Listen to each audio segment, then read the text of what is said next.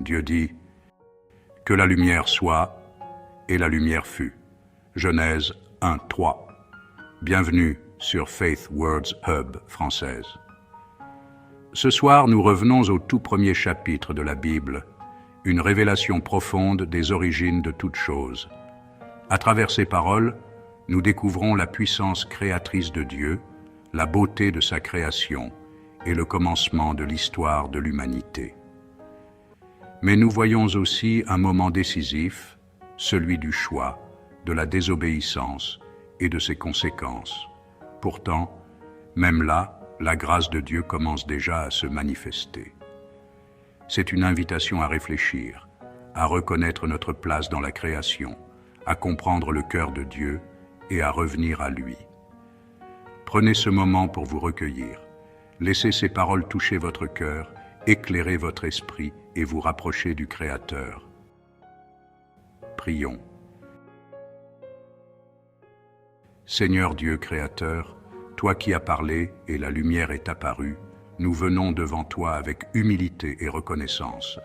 En écoutant ta parole, ouvre nos cœurs pour comprendre tes voies dès le commencement.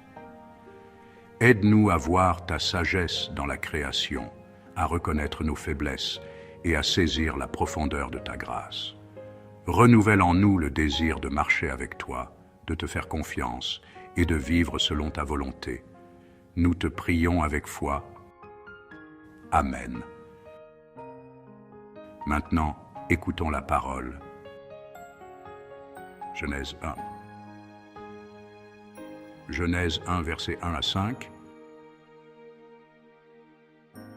Au commencement, Dieu créa les cieux et la terre. La terre était informe et vide. Il y avait des ténèbres à la surface de l'abîme et l'Esprit de Dieu se mouvait au-dessus des eaux. Dieu dit « Que la lumière soit », et la lumière fut. Dieu vit que la lumière était bonne, et Dieu sépara la lumière d'avec les ténèbres. Dieu appela la lumière jour, et il appela les ténèbres nuit. Ainsi il y eut un soir, et il y eut un matin. Ce fut le premier jour. Genèse 1, versets 6 à 8. Dieu dit qu'il y ait une étendue entre les eaux, et qu'elle sépare les eaux d'avec les eaux. Et Dieu fit l'étendue, et il sépara les eaux qui sont au-dessous de l'étendue d'avec les eaux qui sont au-dessus de l'étendue. Et cela fut ainsi. Dieu appela l'étendue ciel. Ainsi il y eut un soir, et il y eut un matin. Ce fut le second jour. Genèse 1, versets 9 à 13. Dieu dit que les eaux qui sont au-dessous du ciel se rassemblent en un seul lieu et que le sec paraisse. Et cela fut ainsi. Dieu appela le sec terre et il appela l'amas des eaux mers. Dieu vit que cela était bon. Puis Dieu dit que la terre produise de la verdure, de l'herbe portant de la semence, des arbres fruitiers donnant du fruit selon leur espèce et ayant en eux leur semence sur la terre.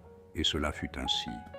La terre produisit de la verdure, de l'herbe portant de la semence selon son espèce, et des arbres donnant du fruit et ayant en eux leur semence selon leur espèce.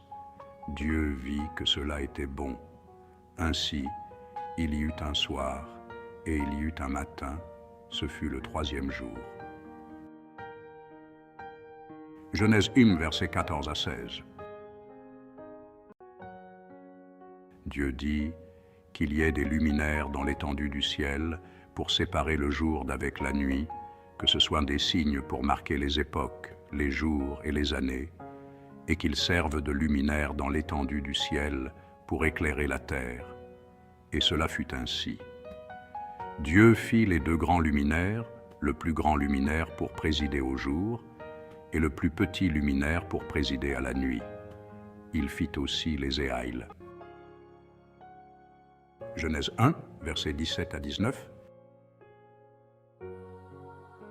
Dieu les plaça dans l'étendue du ciel pour éclairer la terre, pour présider au jour et à la nuit, et pour séparer la lumière d'avec les ténèbres. Dieu vit que cela était bon. Ainsi il y eut un soir et il y eut un matin. Ce fut le quatrième jour. Genèse 1, versets 20 à 23. Dieu dit que les eaux produisent en abondance des animaux vivants et que des oiseaux volent sur la terre vers l'étendue du ciel. Dieu créa les grands poissons et Aou les animaux vivants qui se meuvent et que les eaux produisirent en abondance selon leur espèce. Il créa aussi haut oiseau ailé selon son espèce. Dieu vit que cela était bon. Dieu les bénit en disant « Soyez féconds, multipliez et remplissez les eaux des mers, et que les oiseaux multiplient sur la terre. » Ainsi il y eut un soir et il y eut un matin, ce fut le 5e jour. Genèse 1, versets 24 à 25. Dieu dit que la terre produise des animaux vivants selon leur espèce, du bétail, des reptiles et des animaux terrestres selon leur espèce. Et cela fut ainsi. Dieu fit les animaux de la terre selon leur espèce, le bétail selon son espèce, et Aous les reptiles de la terre selon leur espèce. Dieu vit que cela était bon. Genèse 1, versets 26 à 28. Puis Dieu dit, « Faisons l'homme à notre image, selon notre ressemblance, et qu'il domine sur les poissons de la mer, sur les oiseaux du ciel, sur le bétail, sur haute la terre, et sur haut les reptiles qui rampent sur la terre. » Dieu créa l'homme à son image, il le créa à l'image de Dieu, il créa l'homme et la femme. Dieu les bénit et Dieu leur dit, « Soyez féconds, multipliez, remplissez la terre et l'assujettissez, et dominez sur les poissons de la mer, sur les oiseaux du ciel, et sur haut animal qui se meut sur la terre. » Genèse 1, versets 29 à 31. Et Dieu dit, « Voici, je vous donne haute herbe portant de la semence, et qui est à la surface de haute la terre, et haut arbre ayant en lui du fruit d'arbre, et portant de la semence, ce sera votre nourriture.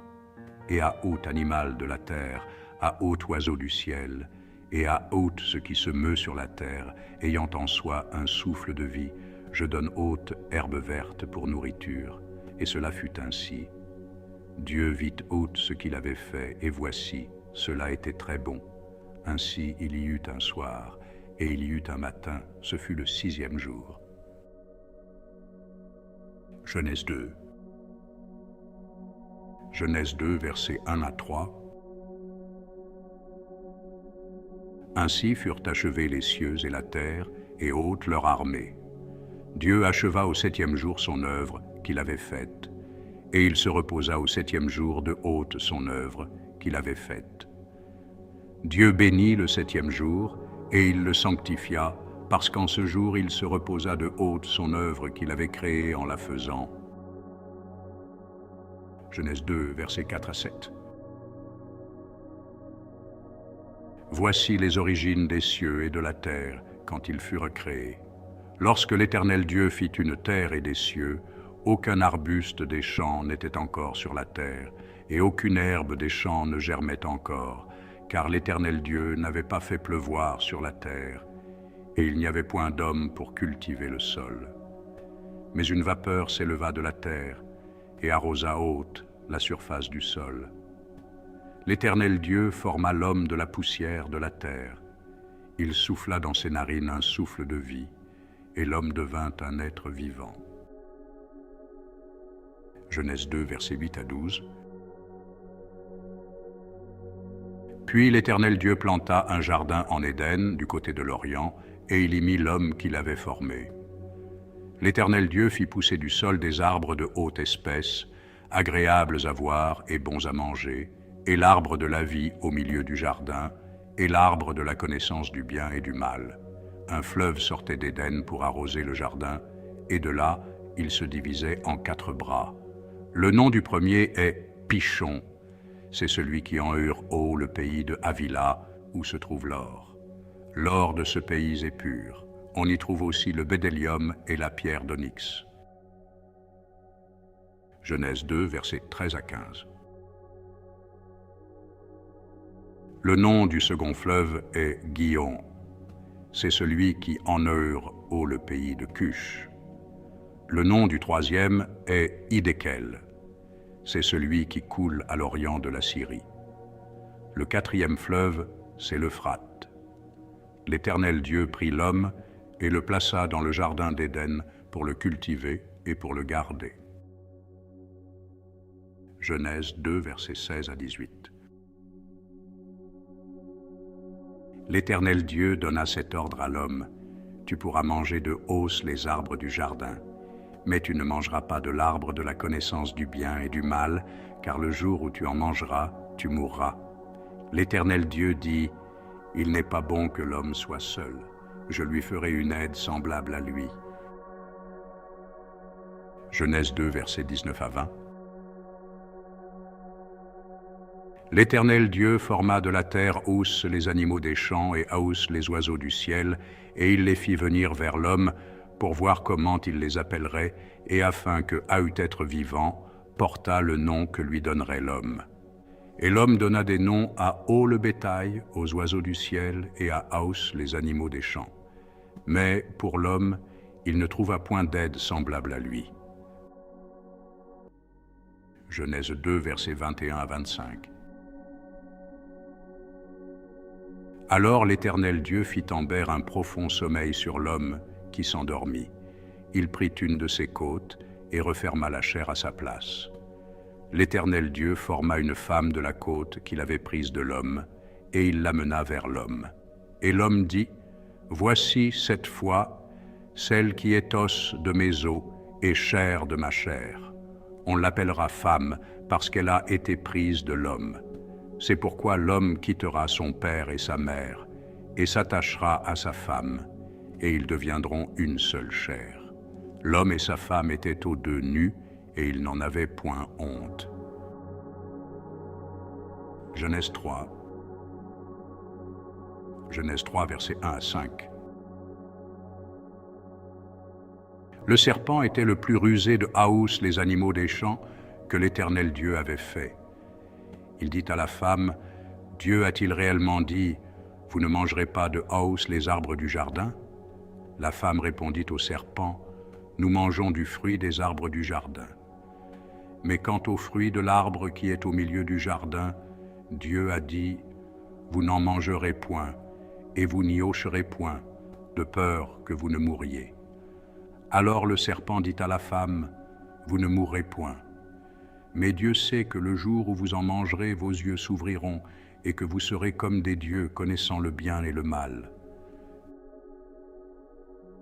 Genèse 3, versets 6 à 8. La femme vit que l'arbre était bon à manger et agréable à la vue, et qu'il était précieux pour ouvrir l'intelligence. Elle prit de son fruit et en mangea. Elle en donna aussi à son mari, qui était auprès d'elle, et il en mangea. Les yeux de l'un et de l'autre s'ouvrirent, ils connurent qu'ils étaient nus, et ayant cousu des feuilles de figuier, ils s'en firent des ceintures. Alors ils entendirent la voix de l'Éternel Dieu, qui parcourait le jardin vers le soir. Et l'homme et sa femme se cachèrent loin de la face de l'Éternel Dieu, au milieu des arbres du jardin. Genèse 3, versets 9 à 13. Mais l'Éternel Dieu appela l'homme et lui dit: où es-tu? Il répondit: j'ai entendu ta voix dans le jardin, et j'ai eu peur, parce que je suis nu, et je me suis caché. Et l'Éternel Dieu dit: qui t'a appris que tu es nu? Est-ce que tu as mangé de l'arbre dont je t'avais défendu de manger? L'homme répondit: la femme que tu as mise auprès de moi m'a donné de l'arbre, et j'en ai mangé. Et l'Éternel Dieu dit à la femme: pourquoi as-tu fait cela? La femme répondit: le serpent m'a séduite, et j'en ai mangé. Genèse 3, versets 14 à 15. L'Éternel Dieu dit au serpent: puisque tu as fait cela, tu seras maudit entre haut le bétail et entre haut les animaux des champs. Tu marcheras sur un ventre, et tu mangeras de la poussière haut les jours de ta vie. Je mettrai inimitié entre Haï et la femme, entre ta postérité et sa postérité. Celle-ci t'écrasera la tête, et tu lui blesseras le talon. Genèse 3, versets 16 à 19. Il dit à la femme, « J'augmenterai la souffrance de tes grossesses. Tu enfanteras avec douleur, et tes désirs se porteront vers en mari, mais il dominera sur Aïe. » Il dit à l'homme, « Puisque tu as écouté la voix de ta femme, et que tu as mangé de l'arbre au sujet duquel je t'avais donné cet ordre, tu n'en mangeras point. Le sol sera maudit à cause de Aïe. C'est à force de peine que tu en tireras ta nourriture à les jours de ta vie. Il te produira des épines et des ronces, et tu mangeras de l'herbe des champs. C'est à la sueur de ton visage que tu mangeras du pain, jusqu'à ce que tu rehurnes dans la terre, d'où tu as été pris, car tu es poussière, et tu rehurneras dans la poussière. » Genèse 3, versets 20 à 21. Adam donna à sa femme le nom d'Ève, car elle a été la mère de Haous les vivants. L'Éternel Dieu fit à Adam et à sa femme des habits de peau, et il les en revêtit. Genèse 3, versets 22 à 24. L'Éternel Dieu dit, « Voici, l'homme est devenu comme l'un de nous, pour la connaissance du bien et du mal. Empêchons-le maintenant d'avancer sa main, de prendre de l'arbre de vie, d'en manger et de vivre éternellement. » Et l'Éternel Dieu le chassa du jardin d'Éden pour qu'il cultivât la terre d'où il avait été pris. C'est ainsi qu'il chassa Adam, et il mit à l'orient du jardin d'Éden les chérubins qui agitent une épée flamboyante pour garder le chemin de l'arbre de vie.